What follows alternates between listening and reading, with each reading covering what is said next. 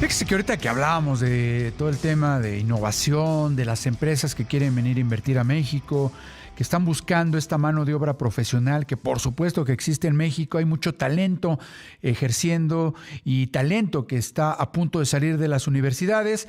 Y uno de los temas importantes que han solicitado muchos de las empresas que quieren llegar a México como parte del fenómeno del nearshoring y de todo lo que está sucediendo en el mundo de la tecnología, con el factor de los conductores, los procesadores, los chips, las tarjetas gráficas, los servidores, etcétera, etcétera, es impulsar que haya un sistema eléctrico importante. ¿Y a qué me refiero con ello? Parte del Plan México que ha impulsado en esta administración la presidenta Claudia Sheinbaum, junto con la Secretaría de Economía y junto con otras dependencias federales, pues es llevar a México a un nivel de manufactura, de construcción, de vías, de etcétera, etcétera, todo lo que tiene que involucrar al Plan México para que haya un crecimiento del Producto Interno Bruto mayor.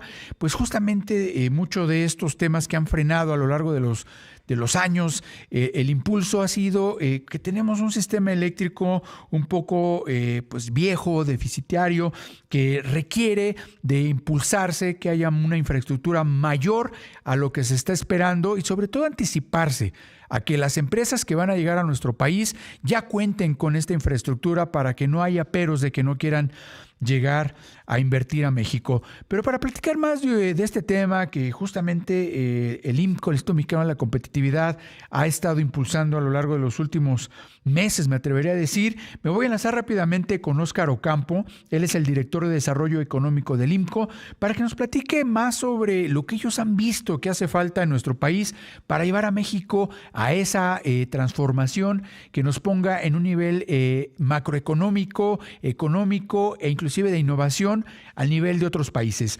¿Cómo estás, Óscar? Muy buenas noches. ¿Qué tal, Paul? Buenas noches. Oye, pues estaba leyendo en la mañana todo lo que están proponiendo a través del IMCO, todos estos factores que de pronto pues nos han dejado un poco rezagados, pero que ahí vienen, Óscar, a través de todos los planes que tiene tanto la CENER como la Comisión Federal de Electricidad, pero sí hace falta meterle mucha galleta al tema de la infraestructura eléctrica, Óscar. Así es, y más en este momento, ¿no? Con la revolución de la inteligencia artificial y este crecimiento en la infraestructura de centros de datos, del cual México, hay que decirlo, ha salido beneficiado, ¿no? Si vemos Claro, las cifras de exportaciones que mes con mes reporta el INEGI, bueno, es muy impresionante el crecimiento en electrónicos y toda la proveeduría relacionada con la inteligencia artificial, ¿no? Con los centros de datos en Estados Unidos, de donde México es proveedor de 25% de todas las importaciones relacionadas con la IA al nivel de claro. Taiwán, ¿no? Obviamente Taiwán exporta los semiconductores, México no, pero no deja de ser muy importante esto. Y Pero déjame te sí interrumpo México ahí, puede Óscar. llevar, Déjame te perdón, interrumpo ahí, adelante. Óscar, porque hay un tema bien interesante que lo publicamos en el periódico Excelsior hace un par de días y que tú, por supuesto, lo sabrás muy bien.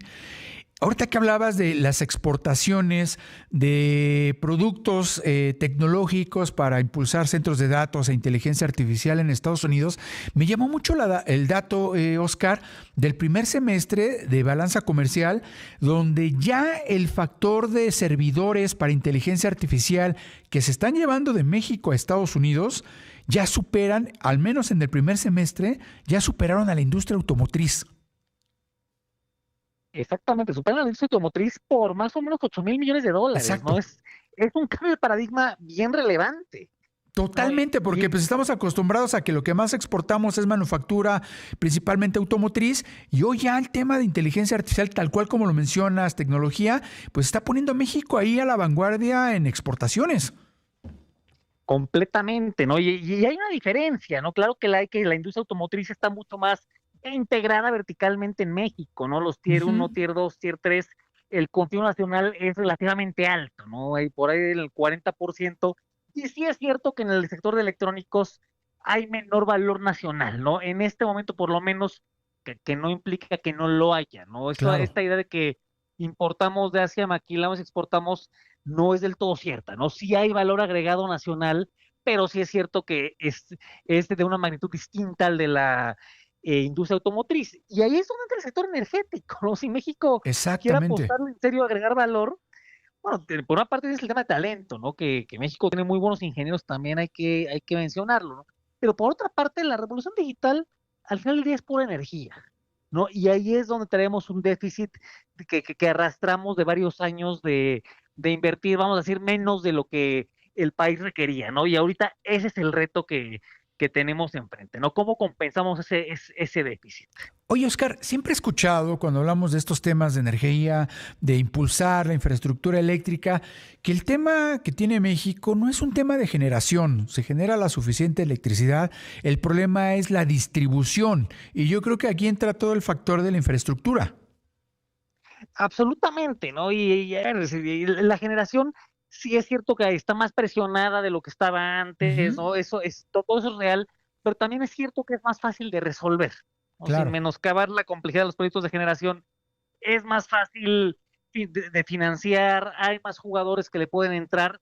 La distribución y la transmisión son monopolios de la CFE, ¿no? Y si la CFE no le entra, nadie más le va a entrar. Ahora, hay un cambio importante aquí. Si en los años del presidente López Obrador prácticamente no se invirtió en transmisión, así es. hoy por hoy sí es cierto que ha habido un cambio, ¿no? Ha habido mayores presupuestos o mayores metas de inversión y han movilizado recursos de formas distintas, ¿no? Pensando en las colocaciones de la fibra E, que les ha ido muy bien, ¿no? Así es que sí hay una priorización en las redes eléctricas que no hubo en el pasado. Ahora, llegar a las metas del Plan México, bueno, es complicado porque estamos hablando de inversiones que no se han hecho en esta magnitud, ¿no? En la historia reciente de México. O sea, la meta de invertir, por ejemplo, 8,000 millones de dólares en lo que resta de la administración en transmisión, pues, está muy bien, pero es complicado de ejercer sus recursos en ese periodo, ¿no? Sabemos que el año pasado se invirtieron más o menos 2,000 millones de pesos, ¿no?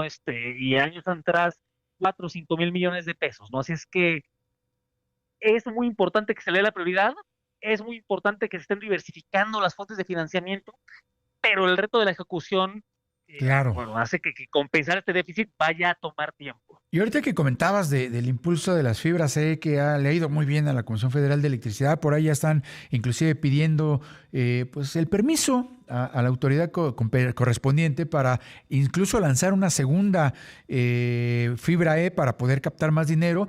Pero estoy totalmente de acuerdo contigo, Oscar. Muchas veces el dinero lo pueden tener, pero si no hay una buena ejecución, no hay un buen plan para poder desarrollar la infraestructura en lugares donde hace falta, pues nos va a pasar como con el gas, ¿no?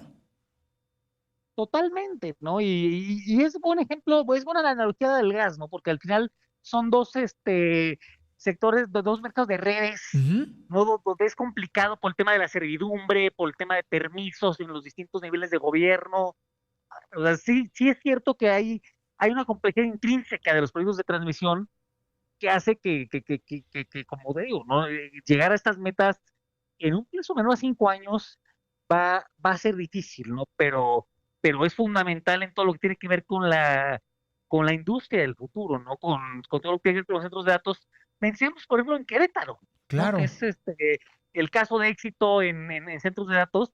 No, el gran cuello de botella, o los dos grandes cuellos de botella, ¿no? Uno ha sido el agua, que es una cuestión aparte, exactamente. pero el principal es la cuestión eléctrica. Y ahí no es un tema de generación, sino es un tema de infraestructura de transmisión, ¿no? Para bajar voltajes, para mover la energía, y ese es el reto pues, más crítico en este momento. Claro. Déjame hacerte una última pregunta, Oscar.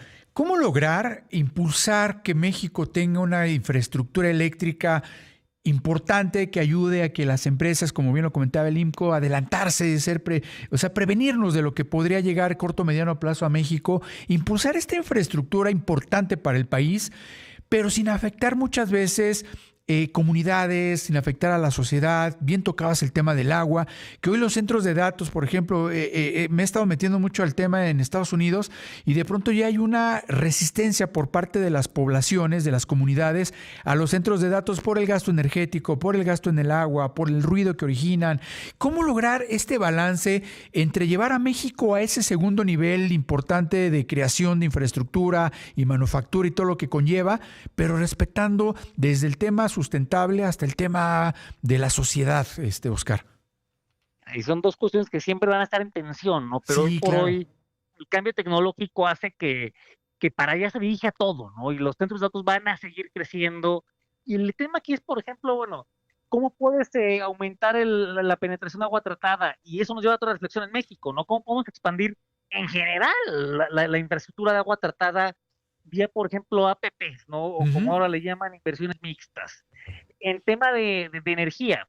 El tema de energía, afortunadamente, lo esencial que es el desarrollo de infraestructura, lo puede resolver con relativa facilidad, con independencia regulatoria, abriéndote a distintos esquemas de financiamiento, ¿no? Algo de eso ya se está dando, pero Claro, puedes hacerlo más, de forma mucho más ambiciosa, ¿no? Y mantenerla puesta, obviamente, por una matriz energética con las menores emisiones posibles. exactamente, ¿No? Oscar. Que México, con este país, con esta diversidad geográfica y climática que tenemos, bueno, es algo relativamente fácil de hacer comparado con otros países, ¿no? Sin reducir la complejidad de ello. Claro. Por ahí se podría empezar. Oscar, se me acaba el tiempo, pero de verdad te agradezco mucho que nos hayas tomado la llamada y pues te estaremos buscando más adelante porque se platica sabroso contigo, Oscar. Muchas gracias. Encantado, Paul. Bonita noche. Hasta luego.